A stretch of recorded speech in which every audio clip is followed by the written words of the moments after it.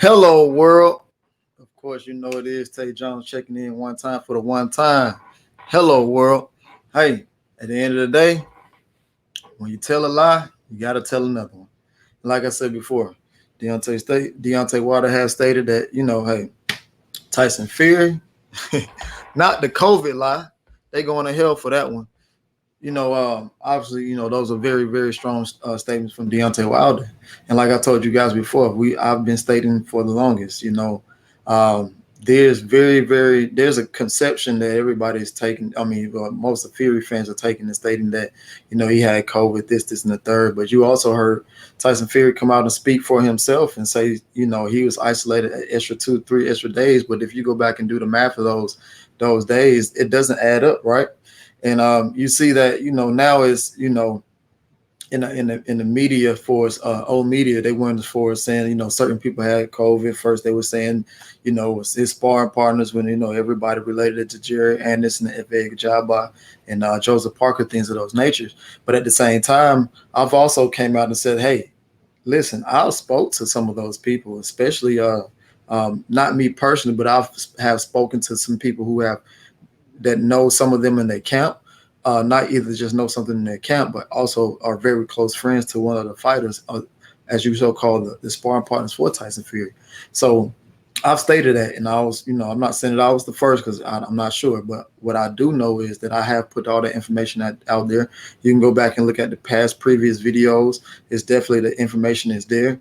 And like I said before, I'm not going to do anything but keep telling you the truth. Like I stated before, there was instances where Jerry Anderson and people who we spoke to that's very close, that's close to me, and spoke to people in the camp as well. So they've stated that, yeah, Jerry, he didn't have COVID at all, what I'm saying? So they don't know where they were coming from. Then of course, like I said before, you've seen Joseph Parker out in public with his kids, things of that nature. I also showed you the statements that Joseph Parker had in stating that he did not have COVID. He said that he did feel ill, but he said he did not have COVID because his test came back negative. I also told you, you definitely seen Joseph Parker out at the UFC event, the Dustin Poirier Conor McGregor fight. You've seen that as well.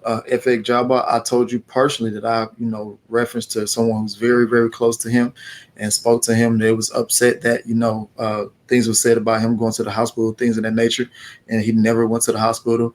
But and then also you see Bob Arum come out and speak as well, stating that he did have information that Joseph Parker had COVID, but Joseph Parker clearly states that he does not have COVID. I reiterated that. I stated that numerous and numerous of times again. But they can only keep hiding the lie for so long. And at this point, you see that Tyson Fury is. You can tell that he's bothered by those statements, which is I feel is very well is true as well. I mean, because if you go back, if you give Tyson Fury the benefit of the doubt, although we did hear that he had COVID earlier than what he announced on the 8th, so we heard the 5th, right? So if you count the 5th, 10 days, CDC requires you to stay isolated for 10 days. So if you stay isolated for 10 days from the 5th, they get you to July 15th. Well, obviously we see pictures out in public with not Joseph Parker, but Tyson Fury out in London. I mean, not London, but out in Vegas. Roaming the strip, he's out at bars, and things of that nature. You see him at an exotic car outing as well. So, he wanted to go purchase cars and hang out and things of that nature, but he was unable to make it to the fight. For that reason, I've stated the obvious that, well, to some people's eyes, just because they haven't said it, but I'm letting you know that I know that he has surgery on his elbow. And I'm going to reiterate that because they've yet to say anything about it. And, they're trying to keep it a closed door, but I know that he had surgery on his elbow. Not only that, like I said before, and I said it numerous of times again on different videos, COVID, people play around. Don't people playing around with it. That's what I see right now. I see that different fighters are taking advantage of saying that they got COVID, things of that nature, and pulling out of fights. As you can see, it happened in the Teofimo Lopez and in Cambo's fight for whatever reason over there. But specifically talking about this fight, I know for a fact that that was a bunch of BS. And even if you give Fury benefit of the doubt, the 8th, right? All right, because he came out on the 8th, stating that it released on the 8th that he had COVID, right? And then that requires you to stay isolated again 10 days. So 10 days uh, for the 8th, it's the 18th. That's 10 days, right? So when you count that, he said. Then he also came out and stated publicly he stayed isolated for two to three extra days, which puts you at 19, 20, 21 days. All right, that puts you at the 21st of July. And if you count the 5th, all right, if you count the 5th, that puts him at the 10th. I mean, not the 10th, I mean, that puts him at the 15th, right? That puts him at the 15th, 16, 17, 18. But we've seen pictures starting on the 14th. We started seeing pictures circulating 13, 14, and 15. So with those pictures isolating and things of that nature, now Fury coming out saying the things that he said, I mean, it makes you wonder. All right, it doesn't take a rocket scientist to figure this stuff out. This information is definitely for you to see what he's saying. But it seems like every time someone speaks from that side of his team or PR or whatever, I just know that they're doing a horrible job, because the lies are definitely consistent, and things that they're trying to make this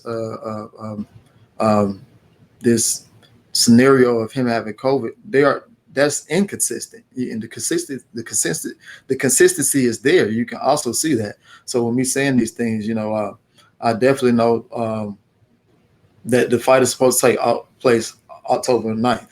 That's what I know. But at the end of the day, Tyson Fury has to get in there. But Deontay Wilder stating that he's going to hell for that. I mean, because you don't play with those type of things. Many people has died from COVID-19. People, loved ones, people who are celebrities, people who who just go living life day by day.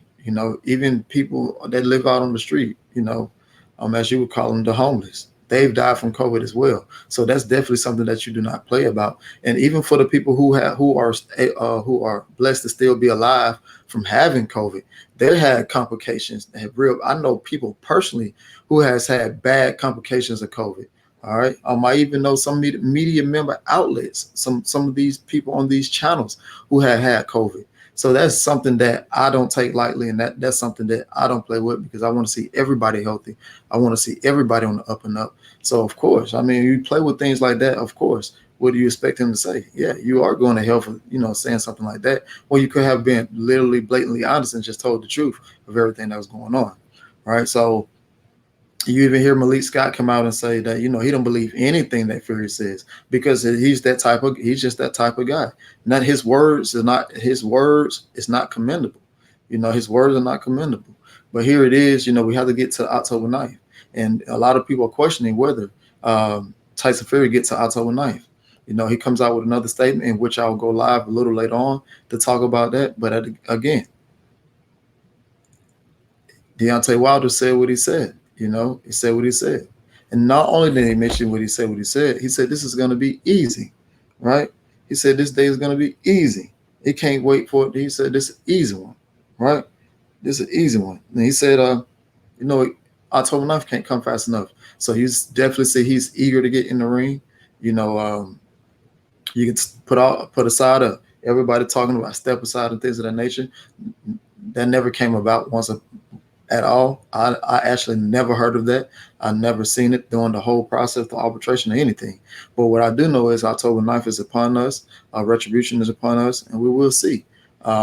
However, we just have to get Tyson Fury in the ring. And as right now, his fans are starting to even question him. If you go look on this post, some of the things that he's saying, people are starting even questioning him, even his own fans. So with that being said, like I always say, peace and blessings to everybody. I'll definitely be on later, and I'll come back at you with another one, and we're going to get to cooking tonight. Hello, world.